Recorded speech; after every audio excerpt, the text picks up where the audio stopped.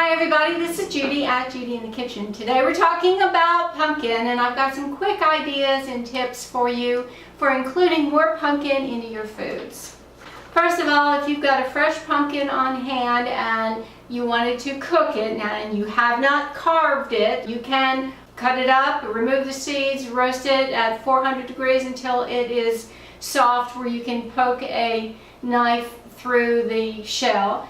And then just remove the flesh, puree it, and then you can use it in a whole host of dishes, or you could freeze it into measured amounts so you know exactly what you've got when you go to use it. So that's one tip for you, to preserve fresh pumpkin that you've got.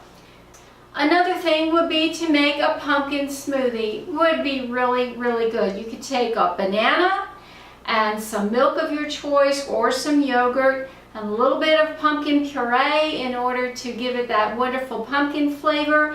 Add some sweetener if you want. It could be medjool dates, it could be honey, maple syrup, whatever you want. Stevia, whatever you like, if you feel like you need to use that.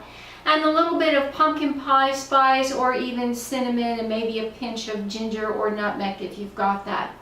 And then just blend it all up and enjoy. That would be a really good pumpkin smoothie.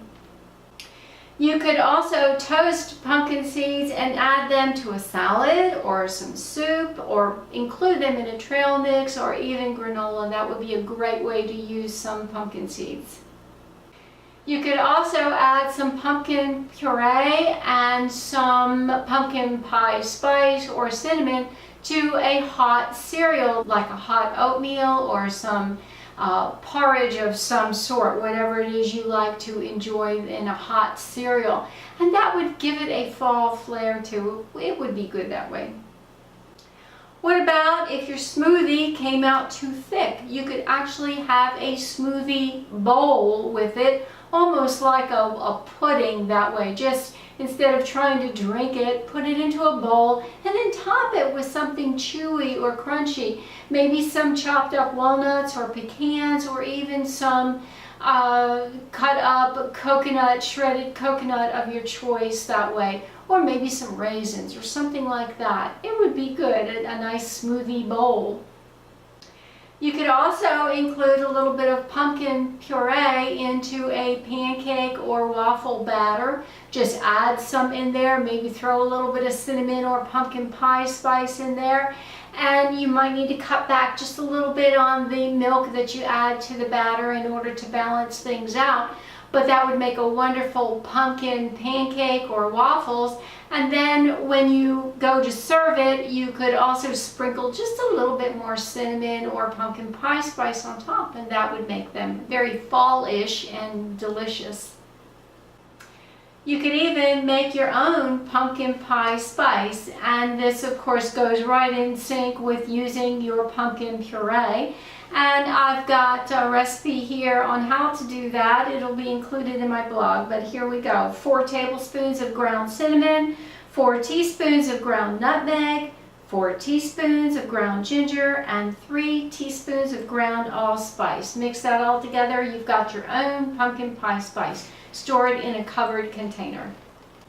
I also have a recipe here on how to make a really easy pumpkin butter. You could add 1/4 cup of brown sugar and 1/4 cup of water to a small pan.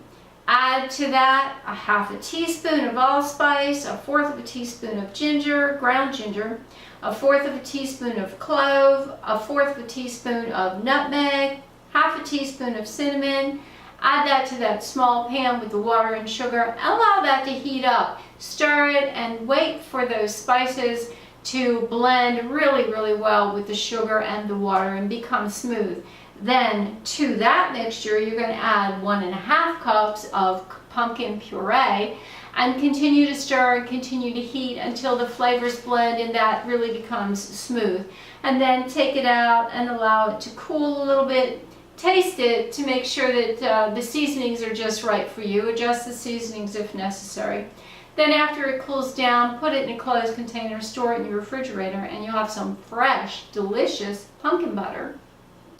You could also make your own pumpkin dip by blending together 3/4 cup of soft cream cheese, 1/4 of a cup of packed brown sugar, 1/2 cup of pumpkin puree, 2 teaspoons of maple syrup, and 1/2 teaspoon of ground cinnamon.